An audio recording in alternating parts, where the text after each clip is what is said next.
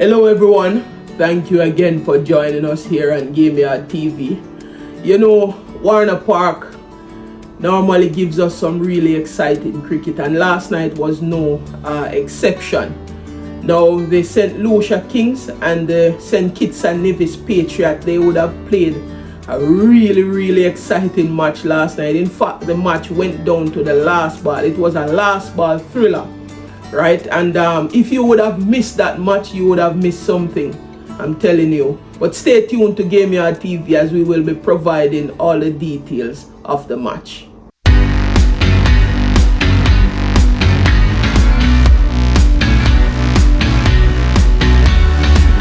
Now the St. Lucia Kings, they would have got their 2025 edition of the Caribbean Premier League off to a winning start. As you know, the first game that they should have played against the Antigua and Barbuda Falcons, that was rained out. And so this would have been their first match, and they would have won this match by a nail-biting 3 runs. In fact, the Kings, they would have batted first, and they would have posted a challenging total of 200 for 8 in their allotted 20 overs. And the Kings would have seen half centuries from Ruston Chase and Johnson Charles. And Tim David would have played really well as well.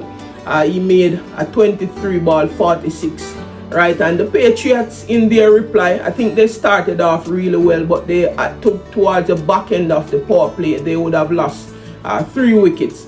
And beyond the power play, they would have, gone to 66 for 4, right? So they were in a spot of bother in the middle overs there. But Jason Holder came in and he single-handedly kept the Patriots in the game. He scored 63 from 29 deliveries. And when he would have departed, Navim Bidaisi, he came in and he continued that tempo, and he scored 50 runs from 36 deliveries.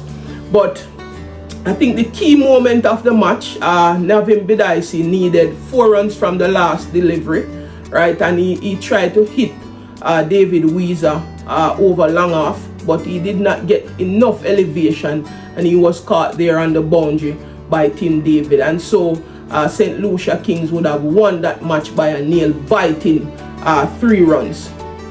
The St. Lucia Kings would have, batted first, and they were in a spot of bother in the power play. They were at 21 for 2 at one point, right? But Chase and Johnson Charles came together and they injected a lot of momentum in the innings. They scored a 26 ball 50 partnership between them. So when Johnson Charles would have fallen, Tim David came to the wicket along with Ruston Chase, and they pushed the score on.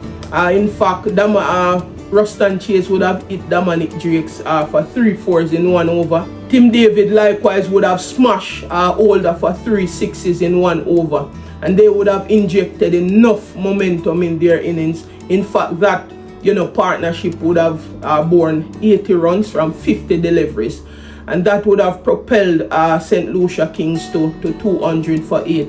Fazal Haq Faruqi would have taken 2 for 31 from his 4. Kyle Mayers also chipped in with 2 for 24 from his 3 overs.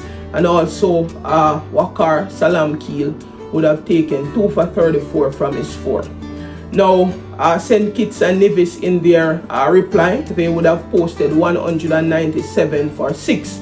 And as I would have said before, the innings was kept alive by Jason Holder. I think he played exceptionally well, right? He injected a lot of momentum in the innings and kept the Patriots in the game, but he was unable to carry it through until the end. As I would have said before, Navim Bidaisi had 4 to make off the last ball, but he was caught on the boundary, the long off boundary, by Tim David.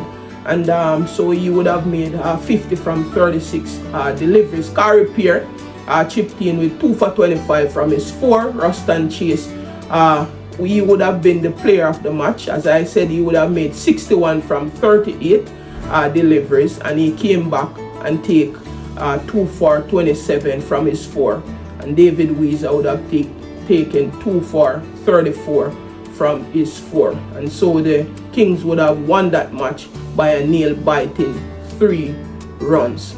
So I would have read some articles also. I would have read some comments on social media where a lot of people are saying that they don't see where CPL would have been beneficial to West Indies cricket. So that's one of my objectives this year of watching the CPL. I really want to look on some of the younger players who can make that transition in the West Indies T20 lineup. I would have seen some good performances from few of the younger players already. We would have seen back-to-back half centuries from Kareem Gore. We would have seen a half century here now from Navin Bidesi, and Navin Bidesi was one of our better players in the breakout league. Also Jid Gooley would have played some really good cameos so far in the league, and he would have taken some good catches as well. So those are 3 of the players, younger players. We know that Joel Andrew is doing his thing, so we expect, we have Joel Andrew in high regard, so we will be looking on all of these players. If I would have missed anyone, you can share your thoughts down in the comment section. But this is one of my objectives for watching the CPL. We need some of these younger players, as I would have said leading up to the CPL. We wanted to identify a leg spinner in which we can incorporate in the West Indies T20 lineup, and even in our ODI format as well, and even in Test cricket format as well. So that's one of my objectives for really following the CPL this year. Thank you so much for joining us for this video. Please remember to hit that subscribe button. Please remember to like the video, share the video with your friends and families, and share your thoughts down in the comment section.